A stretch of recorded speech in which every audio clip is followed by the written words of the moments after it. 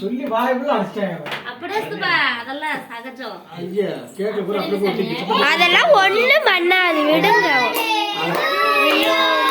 Happy birthday to you, happy birthday to you பிபிஷான்.